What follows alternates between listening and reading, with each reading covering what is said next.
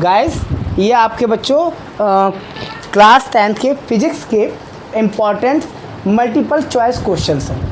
पहला देखते हैं, electric current is measure by. Electric current को किससे मेज़र कर सकते हैं? आप वोल्ट मीटर नहीं बेटा, वोल्ट मीटर से नहीं होता है, वोल्ट मीटर से करंट मेज़र नहीं होता, आप जानते हैं। दूसरा, पोटेंशियोमीटर, इससे भी नहीं होता। एंड एमीमीटर से होता है। इलेक्ट्रिक करंट जो होता है एमीमीटर से तो मेज़र किया जाता है कि कितना है। वो छोटा सा बॉक्स होता है, पीला पीला, उसके कान ऐड दिए जाते हैं, तो वो एमीमीटर होता है। वो क्या होता है? एमीमीटर होता है। अगला कहता है 25 joule of work is done in the moving a charge of 5 coulomb across the 2 point A and B. 2 point A and B, what is the potential difference between A and B? Potential difference between A and B में आपको बताना है।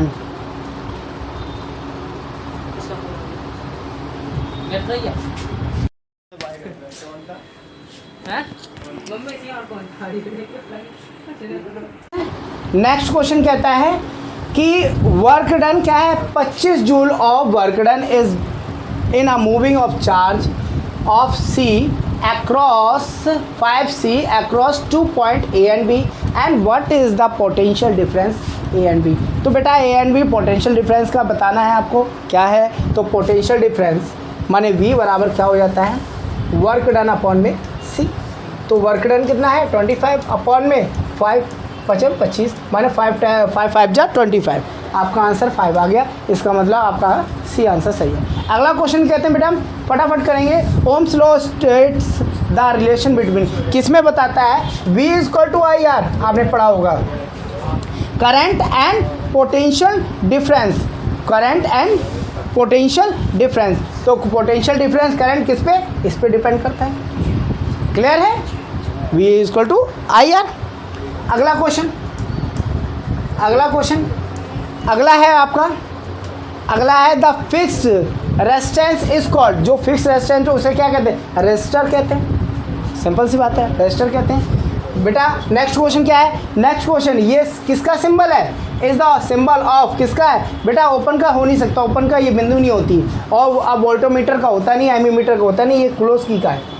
किसका है बेटा? Close की का। अगला क्वेश्चन देखेंगे, how many electron constitute a current of 1 micro ampere. 1 micro ampere में कितना करंट फ्लो करते हैं? कितना फ्लो कंटिन्यूस होता है? डी 6.25 इंटू 10⁻15 होता है। 6.25 इंटू 10⁻15 होता है। नेक्स्ट अगला क्वेश्चन देखते हैं बेटा। अगला क्वेश्चन क्या कहता है? अगला क्वेश्चन कहता है the ratio of the focal length of the spherical mirror. जो स्फेरिकल मिरर होता है उसका रेशो क्या होता है बेटा? उसका रेशो क्या होता है? Of the centre of curvature. तो होता है आधा ही तो होता है, माने 0.5। 1/2 आधा ही तो होता है, तो आएगा 0.5 आएगा। यह सही है। अगला ये कहता है of an object 10 centimetre in the front of concave mirror of focal and 20 centimetre the image will be. आपकी इमेज कैसे बनेगी? तो थोड़ा सा देख लेते हैं डायग्राम बना करके। ये कॉन्केव है, यहाँ से यहाँ तक की जो दूरी, जो डिफरेंस दे रखा है फोकल लेंथ का, वो कितना दे रखा है?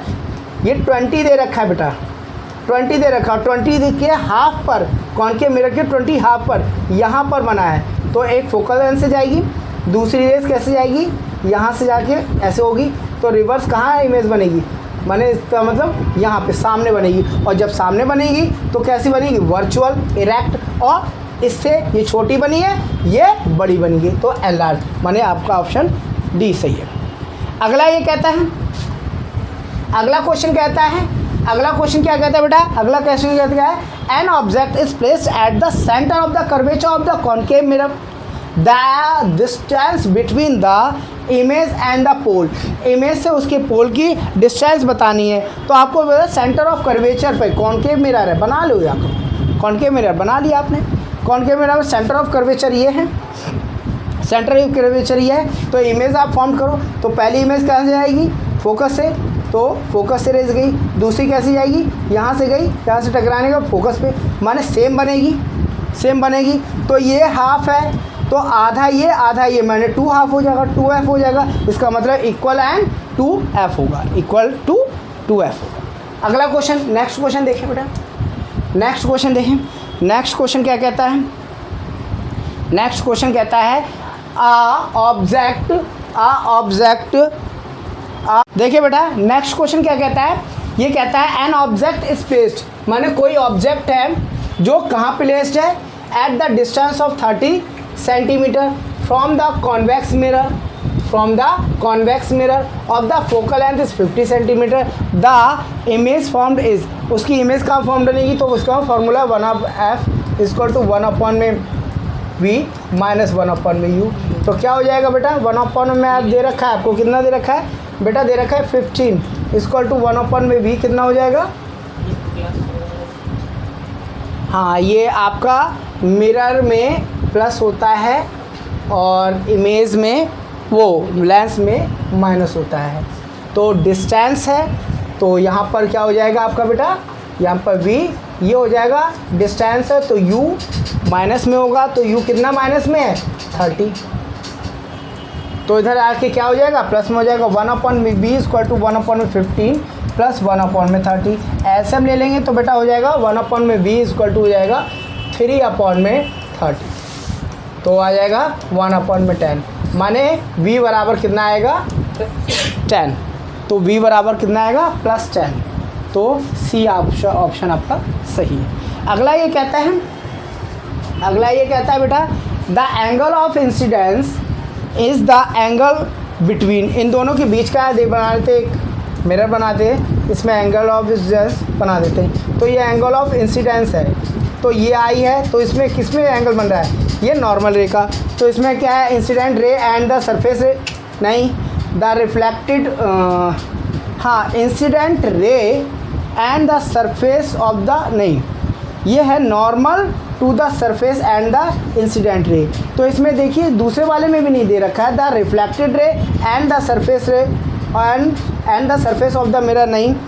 अगला ये तीसरा बोल रहा है सही कि normal to the surface, normal से सरफेस की तरफ एंड द इंसिडेंट, यही तो होगा, तो एंगल आई होगा। तो ऑप्शन आपका कौन सा सही है? सी। नेक्स्ट क्वेश्चन कहते हैं, ठीक है बेटा, नहीं समझ में आया तो आप ऑप्शन में कमेंट करके आप बता सकते हैं, मैं आपको दोबारा बता दूँगा। आगे देखते हैं, the fact that current is associate with the magnetic field bar discovered, ये किसने फील्ड डिस्कवर की थी? ऑस्टन आप पढ़ेंगे ऑस्टन ने।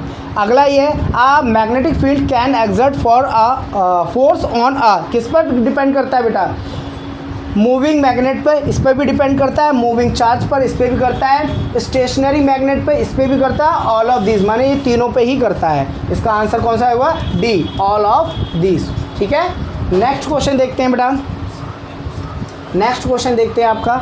नेक्स्ट क्वेश्चन आता है magnetic field line due to a straight wire carrying a current is a, अब जो मैग्नेटिक फील्ड है वो due to a straight wire, एक स्ट्रेट वायर में कैरी करंट कैसे करता है? सर्कुलर पाथ में तो जाता करंट इन करके फ्लो होते हुए, तो सर्कुलर पाथ होगा। अगला क्वेश्चन क्या कहता है? The magnetic field line inside a long current carrying solenoid are nearby. अब सोलेनॉइड कैसा होता है बेटा? सोलेनॉइड ऐसा होता है, एक माने उस पर रिंग सी बनी होती है यूँ करके,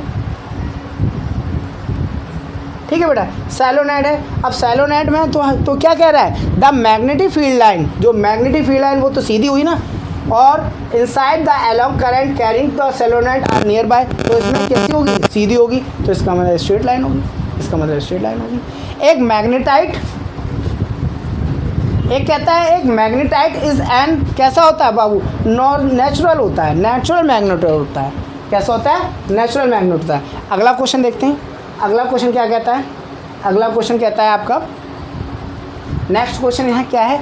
नेक्स्ट क्वेश्चन आपका ह्यूमन आई से है। देखिए, the a person can not distinguish between the difference colour, there is a problem with his, माने ऐसी कौन सी प्रॉब्लम की वजह से उसे कलर में समानताएं दिखाई देती है, कलर समझ में नहीं आता है? तो बेटा कॉर्निया की वजह से नहीं होता, ऐसा नहीं होता। सिलेरी मसल्स की वजह से नहीं होता, रॉड की वजह से नहीं होता, ये होता है कोन की वजह से। जिनकी आंखें शंक्वाकार होती हैं उनको ये कलर में समझने में दिक्कत होती है। आगे आया foyer centriole. Centriole is a point of inside the eyes which is, ये फोया है क्या, इसे समझ लेते हैं।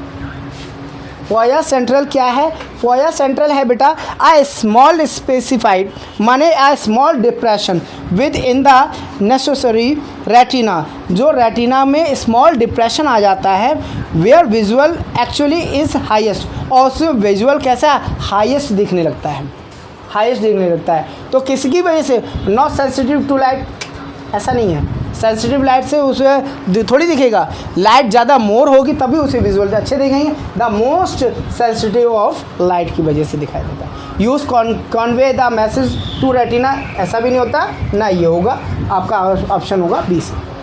अगला देखिए, इलेक्ट्रिक पल्स जो आपकी नर्व्स होती हैं फॉर रेटिना, जो ब्रेन की इलेक्ट्रिक पल्स होती हैं, नर्व्स होती हैं, वो क्या करती हैं? टू ब्रेन इन कॉन्वेट विया में कैसे मसल पहुंचाती हैं? ऑप्टिक नर्व के द्वारा बेटा, ये तो आपको बताया था मैंने।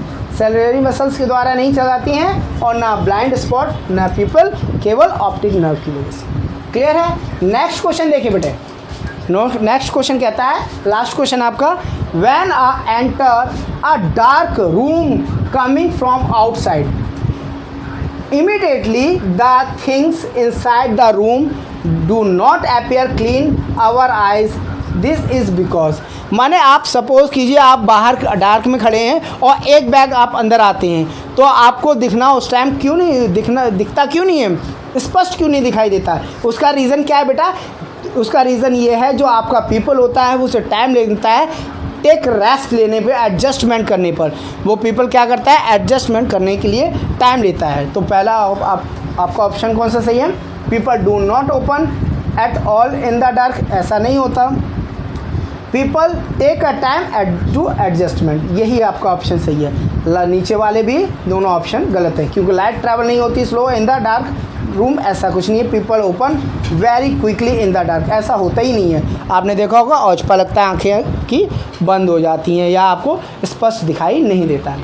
अब नेक्स्ट वीडियो के लिए आप कमेंट कीजिए और शेयर कीजिए और सब्सक्राइब कीजिए, जो आपको मैं और नेक्स्ट वीडियो डाल सकूँ। ठीक है बेटा, ओके बाय, टेक केयर। आप बेटा आप लोग केमिस्ट्री के इंपॉर्टेंट क्वेश्चन जो हैं वो चैनल पे, जो केमिस्ट्री के इंपॉर्टेंट क्वेश्चन है वो चैनल पे आपके डल चुके हैं, और